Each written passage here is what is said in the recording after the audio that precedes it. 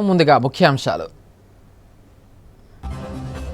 కనుమరుగవుతున్న మానవ సంబంధాలు, ఆస్తి కోసం కన్న తండ్రిని కడతీర్చిన కుమారుడు, నిందితుడిని అరెస్టు చేసిన పోలీసులు. శ్రీక్షేత్రంలో అంగరంగ వైభవంగా జరిగిన శ్రీవారి బ్రహ్మోత్సవాలు, చివరి రోజు ఉత్సవాల్లో సంప్రదాయబద్ధంగా పూర్ణాహుతి. సీఎం చంద్రబాబుతోనే రాష్ట్ర అభివృద్ధి సాధ్యం, రాజాం నియోజకవర్గాన్ని అభివృద్ధి పదంలో నడిపేందుకు కృషి చేస్తా ఎమ్మెల్యే కొండ్రు. చంద్రబాబు త్వరలో తీసుకువస్తున్న మహిళలకు ఉచిత బస్సు ప్రయాణం పథకంతో ఆటో కార్మికులు తీవ్రంగా నష్టపోతారని ఏఐటీయూ రాష్ట్ర కార్యదర్శి వామనమూర్తి అన్నారు. విజయనగరం అమర్ భవన్లో నిర్వహించిన మీడియా సమావేశంలో ఆయన మాట్లాడారు. కేంద్రంలో రాష్ట్రంలో కూటమి ప్రభుత్వం వచ్చిన తర్వాత రవాణా రంగ కార్మికులకు, ముఖ్యంగా ఆటో డ్రైవర్లకు, ట్యాక్సీ డ్రైవర్లకు కష్టాలు మొదలయ్యాయన్నారు. మూడోసారి అధికారంలోకి వచ్చిన మోదీ ప్రభుత్వం దేశ ప్రజలను, రవాణా రంగ కార్మికులకు తీవ్రంగా అన్యాయం చేస్తున్నారన్నారు. రోడ్ల అభివృద్ధి పేరుతో టోల్గేట్లు పెట్టి ప్రజలపై తీవ్ర భారం మోపుతున్నారని అన్నారు. రాష్ట్ర సీఎం చంద్రబాబు మోటార్ రంగ కార్మికులకు ఎన్నికల సమయంలో అనేక హామీలు ఇచ్చారని, అధికారంలోకి వచ్చి 8 నెలలు గడిచినా ఒక్క హామీ కూడా నెరవేర్చలేదన్నారు. ఆటో కార్మికుల సమస్యల పరిష్కారం కోరుతూ మార్చి నెల 4వ తేదీన రాష్ట్ర వ్యాప్తంగా ఆందోళనలు చేపడుతున్నామని తెలిపారు. కార్మికులంతా పెద్ద ఎత్తున తరలివచ్చి విజయవంతం చేయాలని పిలుపునిచ్చారు. ఈ సమావేశంలో సిపిఐ నాయకులు బొగతా అశోక్, రంగరాజు తదితరులు పాల్గొన్నారు. ఇవాళ స్వయం ఉపాధి కింద ఫైనాన్సులు వాడి ఇంట్లో భార్య పుస్తులు నమ్మి తాకట్టు పెట్టో లేకపోతే అప్పులు చేసి 10 రూపాయలు ఎక్కువ శాతం వడ్డీలకి అప్పులు చేసి ఈరోజు ఆటో, ట్యాక్సీ, మ్యాక్సీ క్యాబ్లు కానీ, ఆటో డ్రైవర్లు కానీ, ట్యాక్సీలు కానీ నడుపుతున్నటువంటి ఈ ఉపాధి పొందుతున్నటువంటి వాళ్ళందరూ కూడా నిరుద్యోగులు. రాష్ట్ర ప్రభుత్వం ఉద్యోగాలు ఇవ్వకపోవడం వల్లనే వీళ్ళందరూ కూడా వాళ్ళ కుటుంబాలను పోషించుకోవడానికి ఆటోలు వేసుకొని, మ్యాక్సీ క్యాబ్లు నడుపుకొని, ట్యాక్సీలు నడుపుకునేటువంటి బతుకుతున్నటువంటి వీళ్ళపైన ఈవేళ రాష్ట్ర ప్రభుత్వం వాళ్ళ సమస్యల పరిష్కారం చేయకపోగా ఓ పక్క ఉద్యోగాలు ఇవ్వదు. అది కాదు, పోనీ ఉద్యోగాలు ఇవ్వలే కాబట్టి ఆటోలు వేసుకొని బతుకుతాం, లేకపోతే మ్యాక్సీ క్యాబ్ నడుపుకొని బతుకుతాం, లేకపోతే ట్యాక్సీలు నడుపుతాం బతుకుతాం అంటే వాళ్ళపైన కూడా ఈవేళ రాష్ట్ర ప్రభుత్వం ఈవేళ ఒక పెత్తనం చేసేటువంటి పరిస్థితి కాబట్టి ఏఐటీసీగా మేము అడుగుతున్నాం. పెట్రోల్ ధర పెరిగిపోయింది, డీజిల్ ధరలు పెరిగిపోయి, గ్రీన్ ట్యాక్స్ అని, రోడ్ ట్యాక్స్ అని, ఇవి కాక చిన్నప్పుడు కథల్లో చదువుకునే వాళ్ళని దారి దోపిడీ దొంగలు ఉండేవారు. రోడ్డు పైన వెళ్తుంటే మధ్యలో దారి కాచి డబ్బులు వసూలు చేసేవారట, దొంగతనాలు చేసేవారట. ఆ పద్ధతుల్లో ఈవేళ టోల్ ప్లాజాలు అవసరం లేని చోట్లను కూడా టోల్ ప్లాజాలు పెట్టి విపరీతంగా దందా నడుపుతున్నటువంటి పరిస్థితి. చంద్రబాబు నాయుడు గారు మహిళల మీద భక్తి ఎక్కువైపోయి రేపు ఉగాది నుంచి అందరికీ ఉచిత బస్సు ప్రయాణ సౌకర్యం కల్పిస్తూ ఉంటున్నారు. అది మంచి పరిణామం కావచ్చు, కానీ దానివల్ల స్వయం ఉపాధి పథకం కింద జీవనం సాగిస్తున్నటువంటి వ్యాను వానరకం డ్రైవర్లు కానీ, ముఖ్యంగా ఆటో డ్రైవర్లు కానీ, జీప్ డ్రైవర్లు కానీ పూర్తిగా ఆదాయం కోల్పోయి తమ కుటుంబాన్ని రోడ్లను పడేటువంటి పరిస్థితి ఉంది. కాబట్టి ఈ ఉచిత బస్సు మహిళా ప్రయాణికులకి ఇచ్చినటువంటి హామీని ఆలోచన చేయాలని చెప్పి మేము కోరుతా ఉన్నాం. లేని పక్షంలో ఏదైతే వాళ్ళ వాహనాలకు వసూలు చేసినటువంటి థర్డ్ పార్టీ ఇన్సూరెన్స్ 30% తగ్గించాలని, టోల్ పెంచే ఫీజులు 20% తగ్గించాలని చెప్పి, అదేవిధంగా డీజిల్, పెట్రోల్ ధరలు జిఎస్టీ పరిధిలోకి తీసుకొచ్చి ప్రత్యామ్నాయ అవకాశాలు వాళ్ళకి ఇచ్చి వారి కుటుంబాలు ఆదుకోవాలి. లేని పక్షంలో ప్రజా ఆగ్రహానికి ప్రభుత్వం తగిన మూల్యం చెల్లించక తప్పదని చెప్పి హెచ్చరిక చేస్తా ఉన్నాం. మార్చి 4న రాష్ట్ర వ్యాప్తంగా ఆటో అండ్ మోటార్ కార్మికులకు చంద్రబాబు నాయుడు ఇచ్చిన అన్ని హామీల్ని ఈ అసెంబ్లీ సమావేశాల్లో అమలు చేయాలని డిమాండ్ చేస్తా ఉన్నాం. ఇది జరుగుతున్నటువంటి ఈ ఆందోళనలో డ్రైవర్లందరూ పాల్గొని ప్రభుత్వానికి కళ్ళు తెరిపించాలని చెప్పి Andhra Pradesh auto drivers and workers federation AITUC రాష్ట్ర సమితి పిలుపునిస్తూ ఉంది. మానవ సంబంధాలు మరుగున పడ్డాయి, మనీ సంబంధాలు పెరిగాయి. కన్న కొడుకే కాల ఎముడయ్యాడు, తనకు జన్మనిచ్చిన తండ్రినే కడతీర్చాడు, ఆస్తి కోసం తండ్రిని హతమార్చాడు. ఈ సంఘటన విజయనగరం జిల్లా కేంద్రంలోని గాజులరేగ గ్రామంలో చోటు చేసుకుంది. ఈ సంఘటనకు సంబంధించి వివరాలు ఇలా ఉన్నాయి. విజయనగరం జిల్లా కేంద్రంలోని గాజుల్రాగ గ్రామం రాజా వీధిలో నివాసముంటున్న కరణాపు సూరిబాబు అనే వ్యక్తిని అతని కుమారుడు కరణాపు సాయి హత్య చేశాడు. Vizianagaram sub divisional police officer Srinivasarao తెలిపిన వివరాల ప్రకారం కరణాపు సూరిబాబు గాజుల్రాగ గ్రామంలోని రాజా వీధిలో నివాసముంటున్నాడు. అతనికి భార్య, ఒక కొడుకు, కూతురు ఉన్నారు. మద్యానికి బానిసైన సూరిబాబుతో కలిసి ఉండలేక భార్య, కుమార్తె వేరుగా ఉంటున్నారు. సూరిబాబు, అతని కుమారుడు సాయి ఒకే ఇంట్లో ఉంటున్నారు. ఆవు చేలో మేస్తే దూడ గట్టున మేస్తుందన్న చందంగా తండ్రి వలె తనయుడు కూడా మద్యానికి బానిసయ్యాడు. కానీ తండ్రి నుండి వేరుపడి జీవించాలనుకున్నాడు. తన తండ్రి పేర ఉన్న ఇంటిని తన పేర రాయాలని తండ్రిని అడిగాడు. కనీసం ఆ ఇంటిని అమ్మైనా డబ్బు ఇవ్వమన్నాడు. అందుకు తండ్రి సూరిబాబు ససేమిరా అన్నాడు. తన తండ్రి చనిపోతే గాని తనకు ఆ ఇంటిని అమ్ముకునే అవకాశం రాదని భావించి తండ్రిని చంపేందుకు పన్నాగం పన్నాడు. మద్యానికి బానిసైన తండ్రితో పూటుగా మద్యం తాగించాడు. అనుమానం రాకుండా తాను కూడా మద్యాన్ని తీసుకున్నాడు. తాగిన మైకంలో ఉన్న తండ్రిని పిడిగుద్దులు గుద్దాడు. కాలితో గుండెలపై చనిపోయేంత వరకు తన్నాడు. చనిపోయిన తర్వాత తన బంధువులకు ఫోన్ చేసి మా నాన్న చనిపోయాడని సమాచారం ఇచ్చాడు. అంతా వ్యసనపరుడైన సూరిబాబు మద్యం అధికంగా తాగటం వల్లే మృతి చెందాడని భావించారు. కానీ సూరిబాబు భార్య బంగారమ్మ మాత్రం తన భర్త మృతిపై అనుమానం వ్యక్తం చేస్తూ పోలీసులకు ఫిర్యాదు చేశారు. అనుమానాస్పద మృతిగా కేసు నమోదు చేసి మృతదేహాన్ని పోస్టుమార్టం కి పంపించారు పోలీసులు. పోస్టుమార్టం రిపోర్టులో హత్యగా తేలటంతో దర్యాప్తు సాగించారు. సూరిబాబు కొడుకు సాయి ఈ హత్య చేసినట్టు తేలటంతో సాయిని అరెస్టు చేశారు. 13/2/25 మధ్యాహ్నం 3 గంటలప్పుడు కరణాపు బంగారు లక్ష్మి అన్న ఆవిడ 2 టౌన్ పోలీస్ స్టేషన్ విజయనగరం వచ్చి తన భర్త కరణాపు సూరిబాబు చనిపోయి ఇంట్లో ఉన్నాడని అతని మరణం మీద అనుమానం ఉందని చెప్పి ఆవిడ రిపోర్ట్ ఇచ్చారు. ఆ రిపోర్ట్ మీద వెంటనే అనుమానాస్పద మృతి కింద 194 BNSS కింద మన ఎస్ఐ మురళి గారు కేసు రిజిస్టర్ చేసి దర్యాప్తు నిమిత్తము గాజుల్రాగ రాజా వీధి వెళ్లి డెడ్ బాడీ అంతా పరిశీలించిన తర్వాత డెడ్ బాడీని పోస్ట్ మార్టం కి పంపించడం జరిగింది. పోస్ట్ మార్టం 14వ తారీఖున జరిగింది. ఆ పోస్ట్ మార్టం లో డాక్టర్ గారి రిపోర్ట్ మేరకు ఒక వ్యక్తి బలమైన చేతులతో పిడిగుద్దులు గుద్దినట్లు, ఈ గుండె మీద ఇదంతా ఈ రిబ్స్ అన్ని ఇరిగిపోయినట్టు, స్ప్లీన్ కూడా పాడైపోయినట్టు, దాని మీద ఆ రిబ్స్ వాటి మీద మజిల్స్ మీద ఈ ఉంగరం గుర్తులు కూడా ఉన్నట్టు పోస్ట్ మార్టం ఎవరైతే చేశారో ఆ డాక్టర్ గారు క్లియర్ గా చెప్పడం జరిగింది. దాని మీదట మన 2 టౌన్ సిఏ గారు టి శ్రీనివాస్ గారు ఆ కేసుని మర్డర్ కేసు కింద ఆర్డర్ చేసి దర్యాప్తు చేశారు. దర్యాప్తులో తెలిసింది ఏంటంటే ఈ చనిపోయిన కరణాపు సూరిబాబు, అతని కొడుకు కరణాపు సాయి ఎలియాస్ ముదురు, వీళ్ళిద్దరూ కలిపి ఒక ఇంట్లో రాజా వీధిలో ఉంటున్నట్లు, ఎవరైతే ఈ కరణాపు సూరిబాబు భార్య బంగారు లక్ష్మి కొంచెం గొడవల వల్ల భార్యను కూతురు వేరే దగ్గర ఉంటున్నట్లు తెలిసింది. ఇప్పుడు ఉంటున్న ఇల్లు అది సొంత ఇల్లు చనిపోయిన సూరిబాబు గారిది. అయితే కొడుకు వీళ్ళిద్దరూ కూడా బాగా తాగుడికి బానిసలు అయిపోయారు. ఈ సాయి అన్న అతను కుర్రోడు 20 years మ్యారేజ్ అవ్వలేదు, పని పాట ఏం లేదు. తండ్రి అయితే మాత్రం చేసాలు వేరడం ఇవన్నీ ఏరి అమ్మి బతుకుతుంటాడు. ఏదైతే సొంత ఇల్లు సూరిబాబు గారి పేరు మీద ఉంది, ఆ ఇల్లు ఎలాగైనా అతను రాయించుకొని అమ్మేసి దాంతో వేరే వ్యాపారం చేద్దామని తండ్రి మీద చాలా సార్లు ప్రెజర్ తేవడం జరిగింది. అందులో ఇంకెలాగా ఇవ్వట్లేదని అందులో భాగంగా ఆ రోజు ప్లాన్ చేసి 12వ తారీఖున శుభ్రంగా అతనితోటి ఇంట్లోనే తాగించి అతన్ని పిడిగుద్దులతోటి గుద్ది చంపడం జరిగింది. దాని మీదట నిన్న అనగా 15వ తారీఖున ఎవరైతే ఈ సాయి అన్నట్టున్నాడో కొడుకు, అతను చేసిన నేరాన్ని ఒప్పుకొని ఒక పెద్ద మనిషి దగ్గర సరెండర్ అయ్యారు. నిన్న అతను విఆర్ఓ గారు మన 2 టౌన్ పోలీస్ స్టేషన్ తీసుకురాగా 2 టౌన్ సిఏ గారు టి శ్రీనివాస్ గారు నిన్న రాత్రి కరణాపు సాయి అన్న అతను అరెస్ట్ చేయడం జరిగింది. ఈ రోజు జడ్జి గారి దగ్గర రిమాండ్ తో పెడతాం. 100 ఏళ్లు పైబడిన వృద్ధురాలికి నడుము శస్త్రచికిత్స విజయవంతంగా నిర్వహించామని సాయి సూపర్ స్పెషాలిటీ ఆసుపత్రి ఎండి డాక్టర్ శ్రీరామూర్తి తెలిపారు. ఆసుపత్రి ఆవరణలో నిర్వహించిన మీడియా సమావేశంలో ఆయన మాట్లాడారు. విజయనగరం పట్టణానికి చెందిన 103 సంవత్సరాల వయసు ఉన్న తెన్నేటి సీతాదేవి నడుము పడిపోయి నడవలేకపోతున్నారన్న కంప్లైంట్తో వారి పిల్లలు తమని సంప్రదించారన్నారు. వైద్య పరీక్షలు నిర్వహించిన అనంతరం ఈ నెల 14న ఆపరేషన్ నిర్వహించామన్నారు. ఆపరేషన్ విజయవంతం కావడంతో కొన్ని గంటల్లోనే సీతాదేవి లేచి కూర్చున్నారని తెలిపారు. వృద్ధులైన తల్లిదండ్రుల ఆరోగ్యాన్ని నిర్లక్ష్యం చేయకుండా వారికి ఏమైనా ఆరోగ్య సమస్యలు వస్తే వెంటనే వైద్యులను సంప్రదించాలని సూచించారు.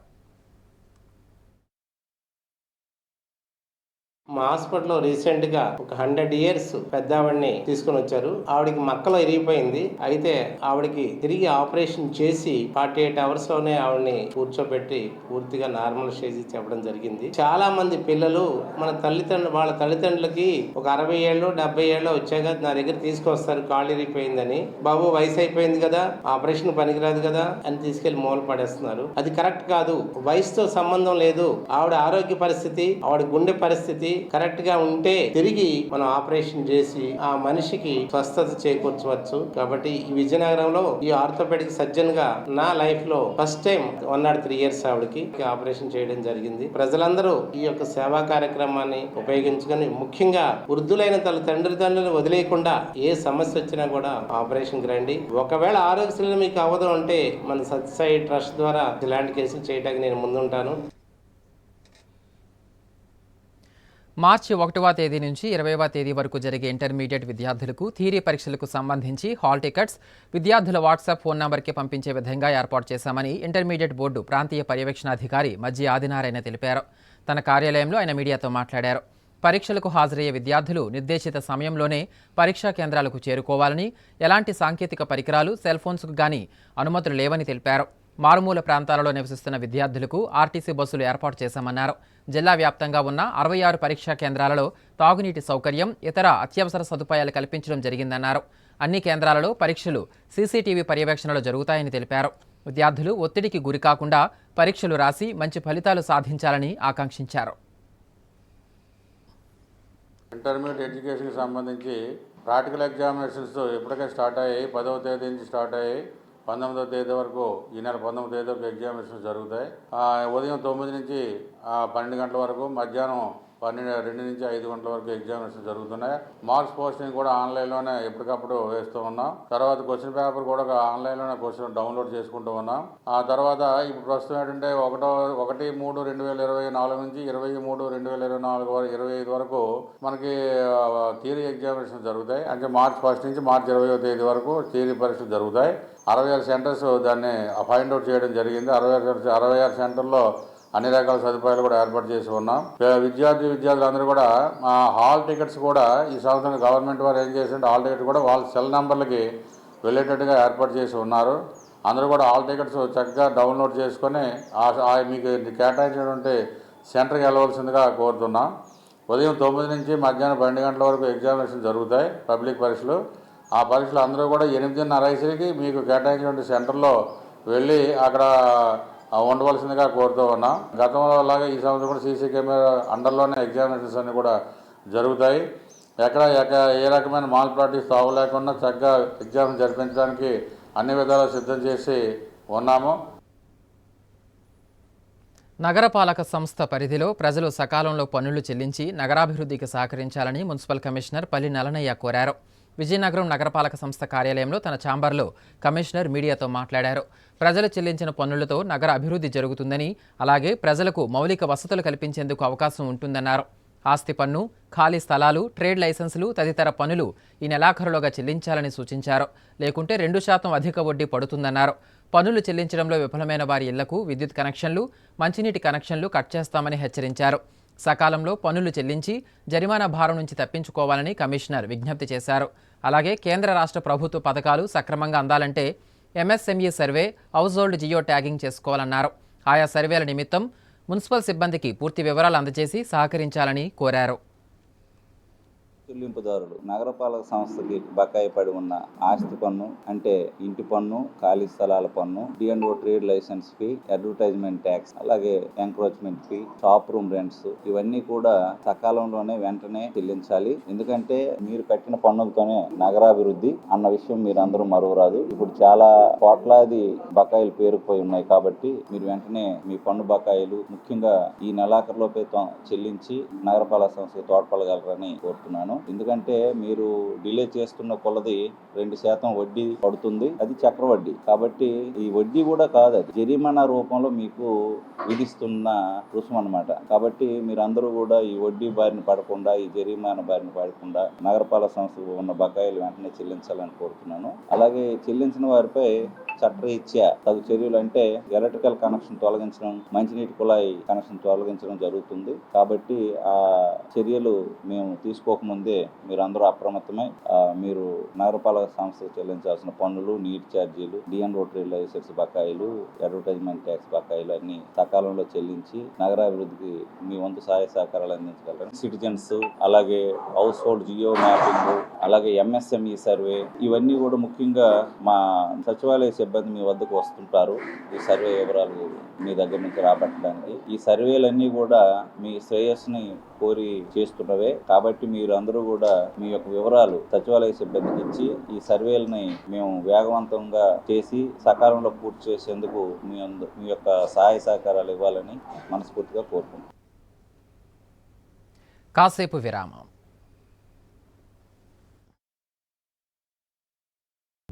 అందమంటేనే ఆడవాళ్ళు, మరి మన ఆడవాళ్ళకి మరింత అందం చేకూర్చేది బంగారం. బంగారం కొనడం సులభమే, కానీ నాణ్యమైన బంగారం కొనడం అంత ఈజీ కాదు. సంప్రదాయమైన కలెక్షన్స్, నాణ్యమైన ఆభరణాలు, సామాన్యుడికి కూడా అందుబాటైన ధరలు, నమ్మకమైన పేరు, అది మన ధనలక్ష్మి జ్యువెలర్స్. మా బామ్మ ఎప్పుడు చెప్పేది, ఒక్కసారి ధనలక్ష్మి జ్యువెలర్స్ లో బంగారం కొంటే మళ్ళీ మళ్ళీ కొంటూ ఉంటామని. ధనలక్ష్మి జ్యువెలర్స్, డాబా తోట, ఎంజీ రోడ్, విజయనగరం.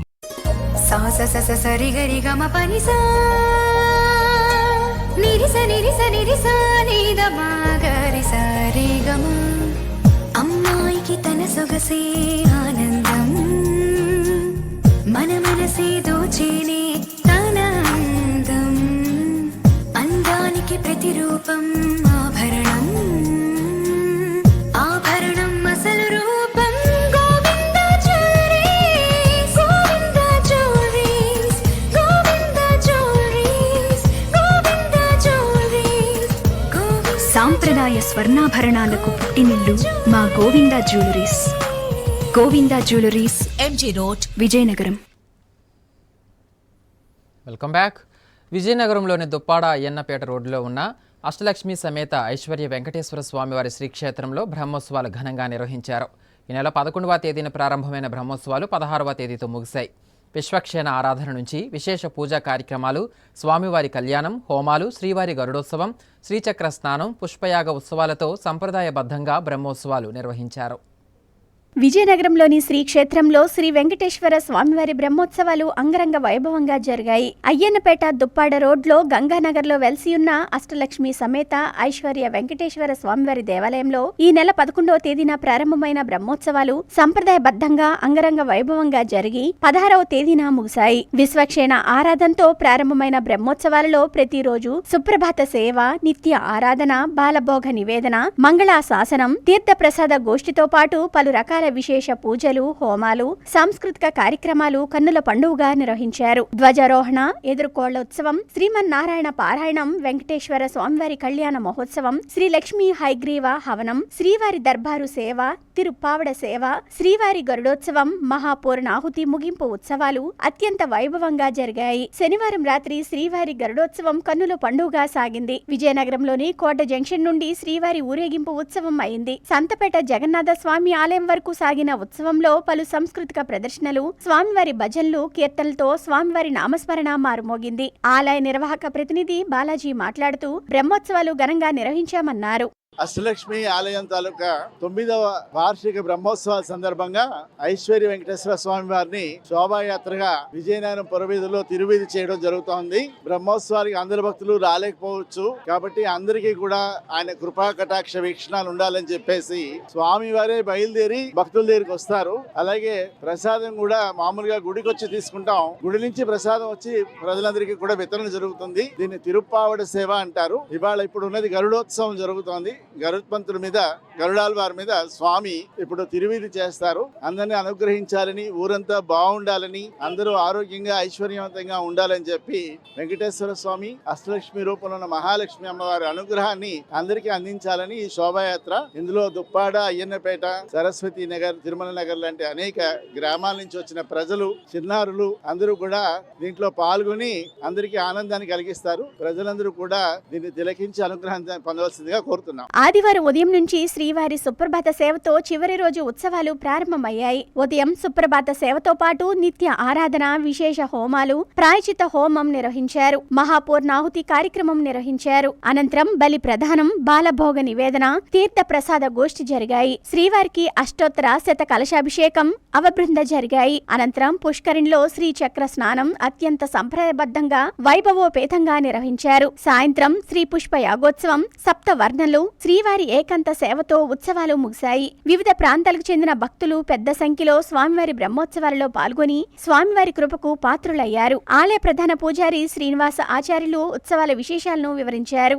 ఈ ఆలయంలో అష్టలక్ష్ములతో పాటుగా ఐశ్వర్య వెంకటేశ్వర స్వామి వారి ప్రధాన మూర్తిగా వేయించేశారు. ఈ ఆలయంలో సుమారుగా 8 సంవత్సరాల నుంచి బ్రహ్మోత్సవాలు జరుపుకున్నాం. ఇది 9వ బ్రహ్మోత్సవం. 5 రోజులుగా ఈ కార్యక్రమాన్ని పాంచానిక దీక్షతో పాంచరాత్రాగమ శాస్త్ర ప్రకారంగా జరిపించుకుంటున్నాం. ఈ రోజు 5వ రోజు ఉదయం మహాపూర్ణాహుతితో చక్రవారి స్నానంతో ఈ కార్యక్రమం పూర్తయింది. స్వామికి అష్టోత్తర శత కలశ స్నపనం 108 కలశలతో స్వామివారికి చక్ర స్నానాన్ని జరిపించడం జరిగింది. ఈ రోజు సాయంకాలం 12 తిరువా ఆరాధనలని, తర్వాత శ్రీ పుష్ప యాగమని, తర్వాత 12 ప్రదక్షిణాలని, సప్త ప్రదక్షిణాలని కూడా ఈ స్వామివారికి ఆలయంలో జరిపించి ఈ రోజుతో పూర్తి చేసుకోబోతున్నాం ఈ నవమ బ్రహ్మోత్సవ మహోత్సవములు. ఈ ఆలయంలో పూర్వోక్తంగా క్షేత్ర పాలకుడుగా శ్రీ సుదర్శన నారసింహ స్వామివారి ఆలయాన్ని ప్రత్యేకంగా ఒక ఆలయాన్ని నిర్మించడం కోసం ఈ ప్రాంగణంలోనే ఈ రోజు ఉదయం శంకుస్థాపన కార్యక్రమం జరిపించడం జరిగింది. ఇది పూర్తయిన తర్వాత రాబోయే ఉత్తరాయణంలో ఈ సుదర్శన స్వామివారి ఆలయం కూడా ప్రతిష్టా మహోత్సవం జరుగుతుంది. ఇది 9వ బ్రహ్మోత్సవం.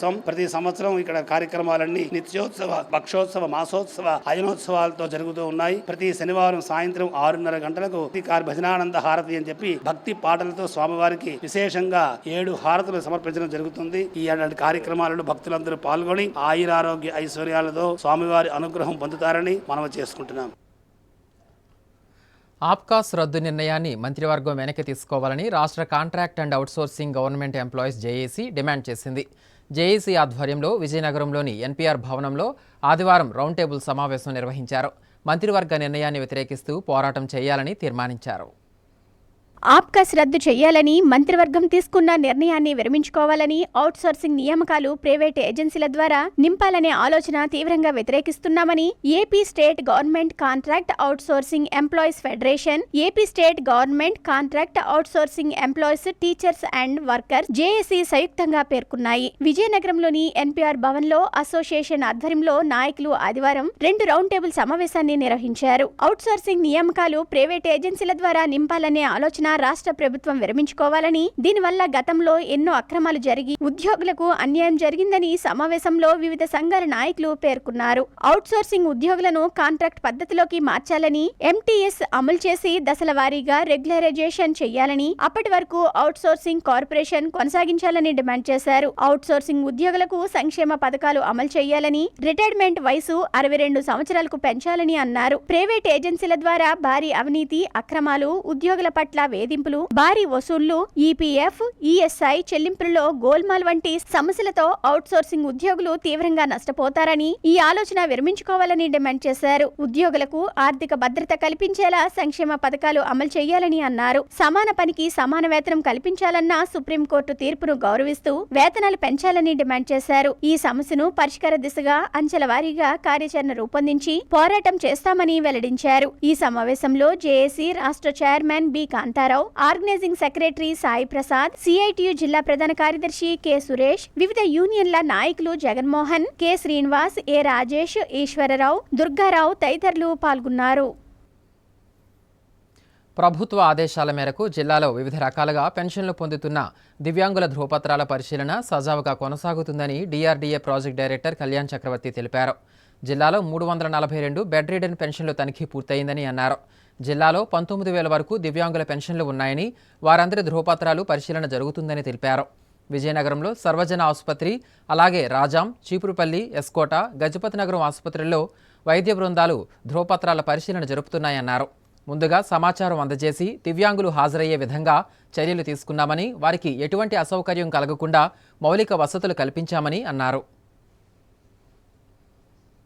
విజయనగరం జిల్లాలో మనకి 2,72,000 పెన్షన్లు మనం ప్రతి నెల ఇవ్వడం జరుగుతుంది. 115 కోట్ల వరకు 1-2 తారీఖుల్లో మనం పంపిణీ చేయడం జరుగుతుంది. అయితే ఏవైతే మెడికల్ పెన్షన్స్ మరియు డిజేబుల్డ్ పెన్షన్స్ ఉన్నాయో వాటిని రీఅసెస్మెంట్ చేయమని ఇన్స్ట్రక్షన్స్ ఇచ్చున్నారు. దాని ప్రకారం బెడ్ రిడెన్ కేసెస్ జిల్లాలో 342 ఉంటే మెడికల్ టీమ్ ఇంటింటికి వెళ్లి స్టేటస్ ని వాళ్ళ లాగిన్ లో అప్లోడ్ చేయడం జరిగింది. 342 వాళ్ళ వెరిఫికేషన్ కంప్లీట్ అయింది. సబ్సిక్వెంట్ గా 6,000 తీసుకుంటున్న వివిధ రకాలైన పెన్షన్లు ఏవైతే ఉన్నాయో లోకోమోటర్, హియరింగ్ ఇంపైర్డ్ అవనండి, లేకపోతే ఏదైతే విజువల్ అవనండి, అంతేకాకుండా మెంటల్ రిటార్డేషన్ కానీ మెంటల్ డిజేబిలిటీ ఉన్న వాటికి కేసులకు సంబంధించి వాటిని హాస్పిటల్ లెవెల్లోనే మనం రీఅసెస్మెంట్ చేయాలని చెప్పడం జరిగింది. దాని ప్రకారం మనం ఏరియా హాస్పిటల్ రాజాము, చీపురుపల్లి, గజపతి నగరం, ఎస్కోట, మళ్ళీ జీజీహెచ్ విజయనగరంలో ఈ కార్యక్రమాలు చేయడం జరుగుతాం. లోకోమోటర్కి సంబంధించి మనకి దాదాపుగా 19,000 వరకు పెన్షన్లు ఉన్నాయి. దానికి సంబంధించి ఈ 5 సెంటర్లు రాజాం, చీపురుపల్లి, గజపతి నగరం, ఎస్కోట అండ్ జీజీహెచ్ విజయనగరంలో 5 టీంలు పనిచేస్తున్నాయి. రోజుకి 50 మంది చొప్పున, టీంకి 50 మంది చొప్పున మనం సచివాలయ సిబ్బంది ద్వారా నోటీస్ ఇప్పించి, ముందుగానే నోటీస్ ఇచ్చి పలానా టైంకి రండి అని చెప్పేసి వారిని మన హాస్పిటల్కి పిలిపించుకుని సో అక్కడ డాక్టర్స్ ద్వారా ఎగ్జామిన్ చేయించడం జరుగుతాం. సో విజువల్ తీసుకుంటే మనకి విజువల్ వరకు మనం రాజాం అండ్ మన జీజీహెచ్లో ఒక 2 టీములు, రాజాంలో ఒక టీము, జీజీహెచ్లో 2 టీములు మాత్రం చేస్తున్నాయి. 3 టీముల ద్వారా వాళ్ళకి సంబంధించిన టెస్ట్ చేయడం జరుగుతూ ఉంది. సో హియరింగ్ ఇంపైర్డ్కి సంబంధించి ఓన్లీ జీజీహెచ్లోనే మనం చేస్తున్నాము. సో అదేవిధంగా మెంటల్ డిజార్డర్ ఏదైతే ఉందో దానికి సంబంధించి విజయనగరంలో చేయడం జరుగుతుంది. సో వీళ్ళందరికీ ముందుగా నోటీసులు ఇస్తున్నాము, ఫలానా టైంకి రమ్మని చెప్తున్నాము. ఎక్కడైతే హాస్పిటల్లోని కొంత మౌలిక సదుపాయాలు లైక్ వాళ్ళందరూ వచ్చినప్పుడు సో వాళ్ళు ఉండడానికి ఏదైనా ఒక షేడ్ లాంటిది వేయడం కానీ, లేదంటే చైర్స్ వేయడం కానీ, వాళ్ళకి సంబంధించిన కొంత డ్రింకింగ్ వాటర్ ఏర్పాటు చేయడం కానీ కూడా ఏర్పాట్లు చేయమని చెప్పున్నారు. ఆ విధంగా ఏర్పాట్లు కూడా చేస్తున్నాము. ప్రతిరోజు కూడా వారానికి 3 రోజులు చెప్పున సో డాక్టర్స్ ఎవరినైతే డాక్టర్స్ని వేసి ఉన్నామో వారి ప్రదేశంలో కూడా కొంత పని చేయాలి కాబట్టి మేము ఎమర్జెన్సీ సర్వీసెస్ కాబట్టి వారానికి 3 రోజులు చొప్పున మనం ఈ కార్యక్రమం చేపడుతున్నాం. సోమమంగళ బుధవారాల్లో ప్రతి సెంటర్లో ఆ విధంగా ఈ అసెస్మెంట్ అనేది జరుగుతుంది. 5 సెంటర్లో జరుగుతుంది. ప్రజా సమస్యల పరిష్కారమే లక్ష్యంగా ప్రజా దర్బార్ నిర్వహిస్తున్నామని రాజాం ఎమ్మెల్యే కోండ్రు మురళీమోహన్ అన్నారు. విజయనగరం జిల్లా రాజాం పట్టణంలో ఎమ్మెల్యే క్యాంపు కార్యాలయంలో ప్రజా దర్బార్ కార్యక్రమం నిర్వహించి వివిధ సమస్యలపై వినతులు స్వీకరించారు. సకాలంలో వినతులు పరిష్కారమయ్యేలా తగు చర్యలు తీసుకోవాలని సంబంధిత అధికారులను ఎమ్మెల్యే ఆదేశించారు.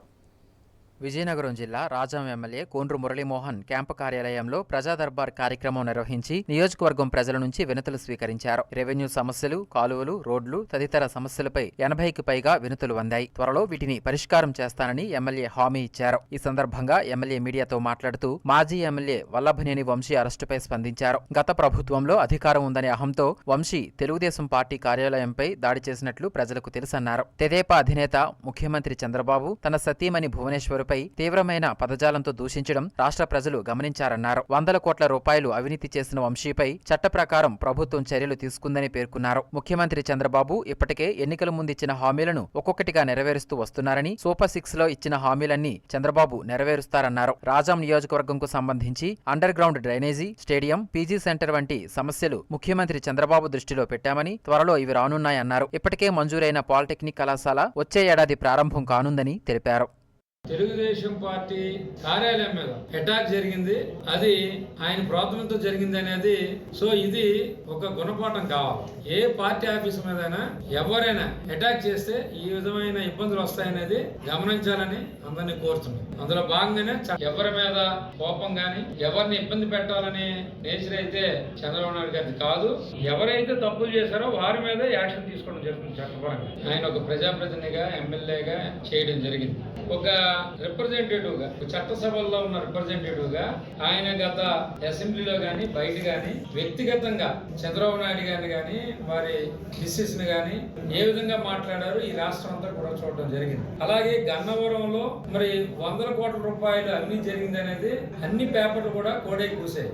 నేనేమంటానంటే ప్రతి దానికి కూడా న్యూటన్ థర్డ్ లా ఎగ్జిబుల్ అవుద్ది. Every reaction there is an equal and opposite reaction. అందులో భాగంగా ఎవరు తప్పులు చేశారో వారు చట్టం ప్రకారం తీసుకోవడం జరుగుతుంది చట్టపరంగా.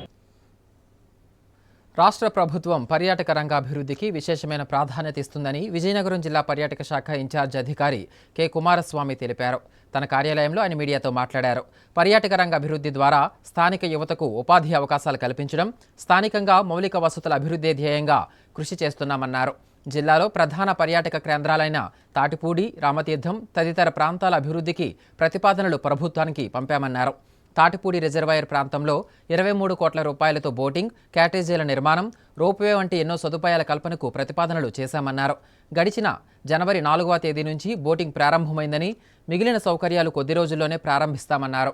బోటింగ్ సౌకర్యం ప్రారంభమైన తరువాత పర్యాటకుల సంఖ్య పెరగడం విశేషమని తెలిపారు.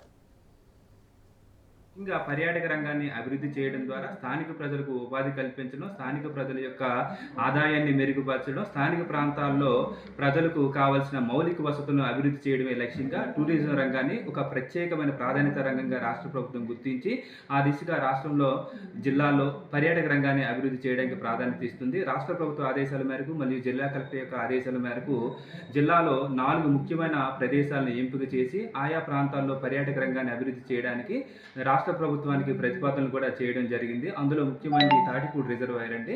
తాటిపూడి రిజర్వాయర్లో 23 కోట్ల రూపాయల అంచనా వ్యయంతో ఇక్కడ కొన్ని మౌలిక సదుపాయాలు ప్రతిపాదించడం జరిగింది. అందులో ముఖ్యమైనది బోటింగ్ సదుపాయం, అదేవిధంగా ఒక 12 కాటేజీలని అక్కడ నిర్మించాలని ప్రతిపాదించడం జరిగింది. అదేవిధంగా రోప్వే, అక్కడ వచ్చిన పర్యాటకులకు రిక్రియేషన్ క్రియేట్ చేయడం కోసం అని చెప్పేసి అక్కడ children park, birds park, amusement park, అదేవిధంగా అక్కడ ఓపెన్ యాంఫీ థియేటర్ లాంటి సదుపాయాల్ని కల్పించడం జరిగింది. వీటికి సంబంధించిన ప్రతిపాదనను రాష్ట్ర ప్రభుత్వానికి జిల్లా కలెక్టర్ ద్వారా వీటిని పంపించడం అనేది జరిగింది. అదే ఈ రీసెంట్గా రాష్ట్ర ప్రభుత్వం కూడా పర్యాటక రంగం పట్ల చాలా శీఘ్రంగా స్పందించి మన మంత్రివర్యుల యొక్క చొరవతో, జిల్లా కలెక్టర్ గారి యొక్క చొరవతో తాటిపూడి రిజర్వాయర్ వద్ద బోటింగ్ సదుపాయాన్ని కూడా జనవరి 4వ తేదీన 2025 సంవత్సరంలో బోటింగ్ సదుపాయాన్ని కూడా ప్రారంభించడం జరిగింది. ప్రస్తుతానికి అక్కడ 8 బోటులతో వాటర్ స్పోర్ట్స్ సింపుల్ ఇండియా అనే గ్రూప్ వారు ఇక్కడ బోటింగ్ యాక్టివిటీని కండక్ట్ చేయడం జరుగుతుంది. బోటింగ్ యాక్టివిటీ ప్రారంభించిన తరువాత ఇక్కడ పర్యాటకుల సంఖ్య చాలా విశేషంగా అనేది పెరిగింది. సాధారణంగా మనకి తాటిపూడి రిజర్వాయర్ వద్ద నెలకి ఒక 25,000 వరకు పర్యాటకుల సంఖ్య వెళ్తూ ఉంటారండి. ఈ బోటింగ్ సదుపాయం ప్రారంభమైన తర్వాత అది అదనంగా మరొక 15,000 సంఖ్య వరకు పెరిగిందండి. అనంత కాలంలోనే తాటిపూడి బోటింగ్ కు పర్యాటకుల యొక్క తాకిడి కూడా విశేషంగా పెరిగింది. ముఖ్యాంశాలు మరోసారి. కనుమరుగవుతున్న మానవ సంబంధాలు, ఆస్తి కోసం కన్న తండ్రిని కడతీర్చిన కుమారుడు, నిందితుడిని అరెస్టు చేసిన పోలీసులు.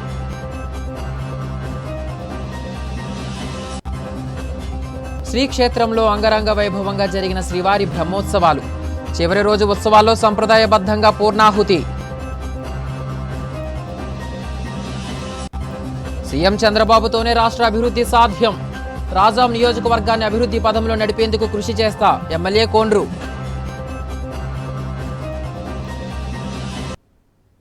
వార్తలు సమాప్తం. చూస్తూనే ఉండండి MM న్యూస్.